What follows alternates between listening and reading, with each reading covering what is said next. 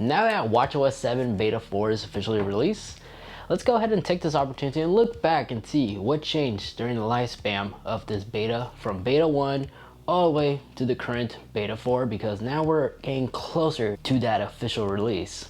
So let's take this opportunity and see what's new. So the Apple Watch that I've been personally running the developer beta on is my Series 5 Apple Watch. This is the 44mm. There's nothing really much special about it besides it being the cellular version, and that is the space gray.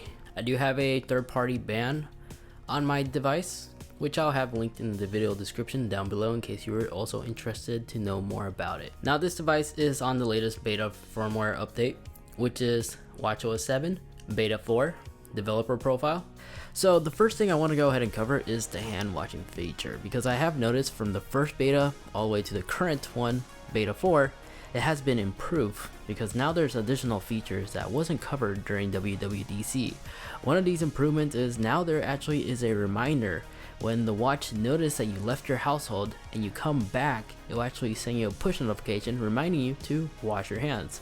I think this is really nifty and it's pretty cool because now once you're home, you can quickly wash your hands and prevent anything from spreading, especially what's currently going on. Now this can be a tad annoying because it's kind of like having your mother telling you what to do, because it's telling you to wash your hands. So I don't know, to each their own. I kind of like it. I think it's funny. And then some users have been reporting if they stop midway, like they just leave like 15 seconds short, your Apple Watch is going to prompt you to do like a little survey. I don't know, I don't think this is going to be a thing that's going to become available when it's officially released, but right now it's asking for feedback. I haven't had this happen to my device, but I read articles of other people commenting that they have been experiencing this. But one change that's not coming back is unfortunately Force Touch, as that is now RIP. So far, even on Beta 4, it doesn't look like it's ever coming back, because all these different shortcuts that we were originally able to do with Force Press, it's no longer there. So obviously the Series 6 may not have Force Touch support. Now if we go back and look at some of these apps, the icons on some of these actually has changed. The most noticeable one is the music app icon. It's now red with this new red icon. A lot of people have been having mixed feeling about it. I don't know, I don't care. To me, just like what Apple did recently with the calendar app icon, this just keeps things looking fresh. But in this app, now you can actually see what music you have downloaded. Now an issue I had in the past is it was always challenging to tell what music, what songs I actually had installed on my Apple Watch. Well, now you can actually check it right here, so no longer you have to guess, because there has been a couple of times when I'm trying to listen to my music to then having to find out that I have to stream it because it wasn't installed. Now if you use Apple Pay, you might have noticed that the layout has been enhanced. It still looks very similar to like how it looked like previously, but I noticed that Apple tweaked it a little bit here and there. A big noticeable difference or improvement I would call this is no longer is the previous transaction history is available on the Apple credit card. Now you can actually view it on your other transactions you have made with other banks. Before, this feature was only available on, like I said, on the Apple credit card or Apple Pay, but now it actually works on other third-party banks as well now. And the QR code has also been enhanced as well. I noticed it pops out a lot more, like it actually will automatically highlight it and center it all right there in the center. So that was a noticeable improvement between Beta 1 through the current Beta 4. Now Chronograph Pro, this was a new watch face that got added. Now at first, there was only like a couple color choices to choose from, but now I believe it was Beta 2 or Beta 3.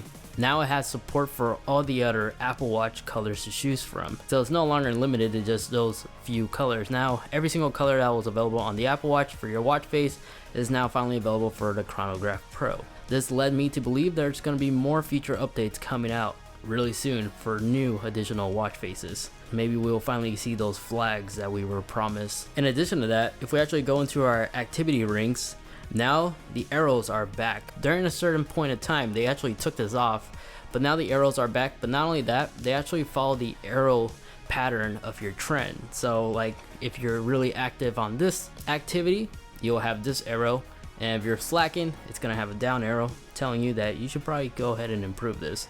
Now the next few noticeable improvements can be found in the App Store on the Apple Watch.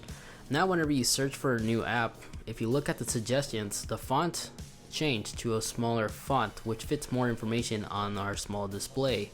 This is really cool and pretty pleasant, I guess, to look at. Then, in addition to that, if you go all the way down here, there is now a new purchase section. Now, previously this was only available on our iPhones, but now you can actually view your previously purchased apps right here on the Apple Watch, saving you the time and hassle having to remember what application you downloaded that you want to re-download because you previously purchased it, instead of having to go ahead and manually search it again.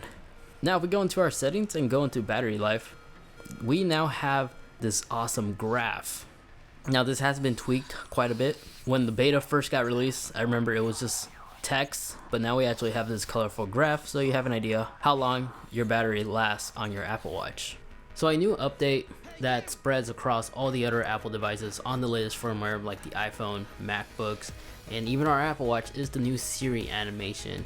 Previously, this new animation was only available for the Series 4 and the Series 5, the larger screen model, but recently they updated it, so now the Series 3 now has this new animation. Unfortunately, it's not as large as it looks like on the Series 4 and 5, but it is using the latest generation animation for Siri, so now that's available on the Series 3, so it's not entirely left out anymore. Now, this one can be a bug. I don't know what's going on, but previously on beta 3, whenever you go to wiggle mode to delete some of these apps, the native apps that you could delete, they added more, like the shortcut apps. Now, unfortunately, right now I think it's a bug because even on my Series 3 and my Series 5, which both are running the latest beta firmware update, I can no longer edit these other native apps anymore. But support for more native apps to be deleted looks like it's coming in the future, and you may have also noticed I'm unable to zoom out. So yeah, this is definitely buggy. Hopefully beta 5 will improve this.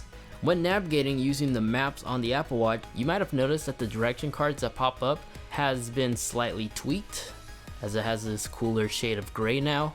But in addition to that, whenever you have to backtrack or check ahead of time, if you actually tap on the direction, it will actually allow you to have an overview. Before, you weren't given this option. I used to always have to go on my iPhone if I wanted to see a quick overview for a future turn. And then you may have noticed during beta 2, the animation whenever you launch apps or switch between other apps, it got snappier. Here's a comparison how it used to look like on watchOS 6.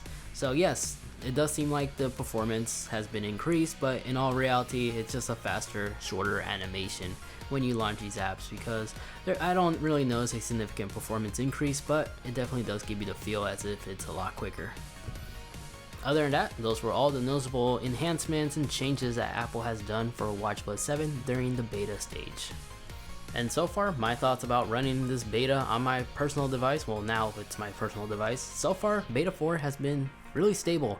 It hasn't yet crashed on me or anything like that, like how it used to back in beta 1 and beta 2 stages. Past beta 3, I know this is a lot more stable, so it's not too much of an inconvenience, but again, you're still running that beta, so you are still risking it. But so far, to the most part, it hasn't yet bricked my device, which I'm lucky, but I don't think that's a common thing at all. And the battery life has been improved as well. Make sure to stay tuned for the future because I have more upcoming Apple Watch videos rolling out really soon. But in the meantime, if you want to watch more, go ahead and check out this video over here as I go through some awesome accessories that I'm still currently using to this day on my Apple Watch. And then this video over here, that's just a video that YouTube is recommending specifically for you. Feel free to watch either or. Again, thank you so much for watching. Stay safe, stay healthy, and I'll catch you all in the next one. See ya.